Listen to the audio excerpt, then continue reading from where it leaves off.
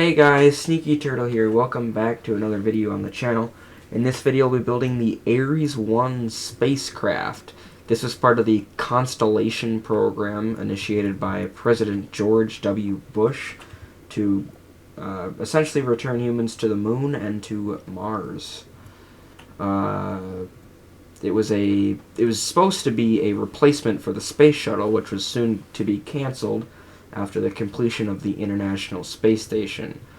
The design was supposed to be safer, with the crew module being on top and a launch escape system to quickly pull the capsule away in case of any danger. Now, in this video, there will not be a launch escape tower on this rocket. Why is that, you may ask? Number one, it's Kerbal Space Program. Number two, it doesn't seem to work in Kerbal Space Program 2. Launch escape towers seem to be really buggy right now, and it's just better not to have one. You see one on right now, but it'll get removed. Basically, what happened when it was on was that it would take fuel from the upper stage and just kind of make it go through the decoupler, so the lower stage would just steal all the fuel from the upper stage if the launch tower was on. Very strange. Don't know why that would ever happen, but KSP has some really goofy cross-feed things going on right now. There's just a lot of bugs with this game right now.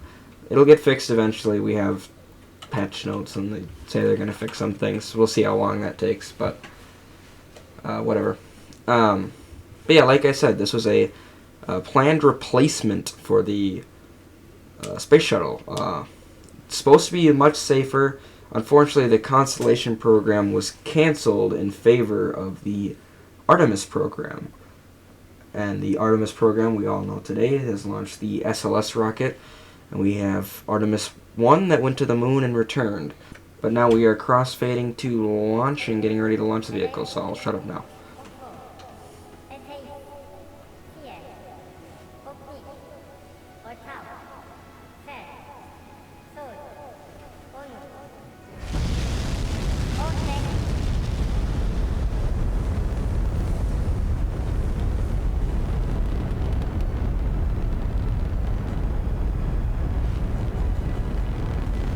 And like I've said before, I still think one of the coolest parts of this game is we get these great launch effects, even with the launch countdown. It's so cool.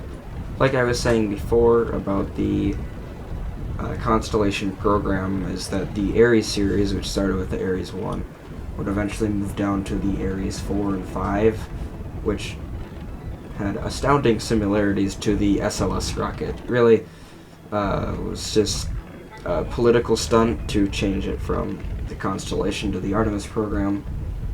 Fortunately, everything worked out, and we have the honestly one of the greatest rockets ever built, the Space Launch System. And now we've separated the lower stage, and we're on the upper stage engine now, pushing it into a orbit around the Earth, and then we will send it to, well, Kerbin and KSP, but we will push it to the moon, and then just as the Orion capsule did in real life, it will do a orbital flyby of the moon and then return to Earth and safely splash down with its crew. This one, even though it is just a test launch, we did put 3 Kerbals on there because this is Kerbal Space Program. You take risks and you get massive gains. That's just how it works in Kerbal Space Program. We're getting ready to complete the burn to push us to the moon now. And I believe we're going to fire up that engine in a second. More on the Constellation program. It was actually a really cool program and a great way to get us back to the moon and then to get us to Mars as well. Just a really cool system. But honestly, overall, I think Artemis was a better alternative. Artemis gave us more time to really think about what we were doing and how we were going to do it safely, and gave us a rocket that was well capable of going to both the moon and Mars. And the gateway system really is just a great thing to have. Now we're getting a little cinematic of the Orion capsule deploying its solar panels over Earth with the UI disabled so you can easily see everything. and then we'll speed up time again and get it launched over to the moon. I just have to say, in this game, the moon looks phenomenal. I feel like it looks much better than the Parallax mod. Now, I don't say that about the engine plumes. The engine plumes look really nice. They're not as good as Waterfall from your first one, but they're still really good. But the moon looks so much better in KSP than in KSP 1, even with the Parallax mod. It just looks so good in KSP 2.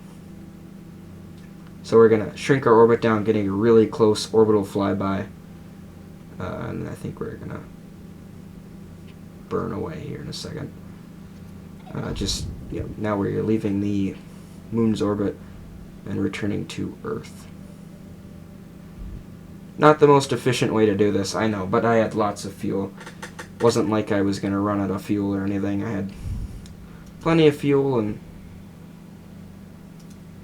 just thought I would waste it because I didn't want to just burn up fuel in the atmosphere. So time warping back to Earth. Unfortunately, we're landing on the dark side. I couldn't get it to land on the light side of the planet, so that's unfortunate. Now we're coming up on the re-entry and getting ready for a splashdown, decoupling the service module and upper stage engine, and then just using the capsule with the docking port. Heading inbound, opening the chutes, I believe now, and that brings us to the end of the video. Like I said, make sure you like and subscribe. Make sure you share this video with your friends. I will see you next time. Thanks for watching. Bye for now.